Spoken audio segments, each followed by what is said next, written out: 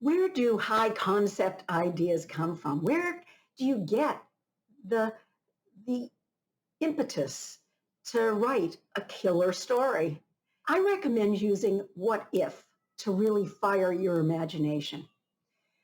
What if X happened?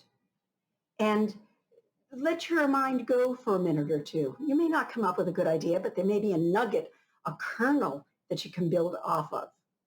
What if an A student suddenly gets an F? Why might that happen? Uh, What would have led him to go off the grid? Or his mom died, heaven forbid. Or somebody he knows got very sick and he decided he had to just take care of this person. Or maybe he got very sick.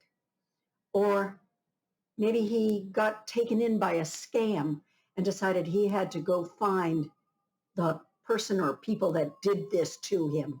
I like that one, right? When in doubt, think of the unexpected. Do that.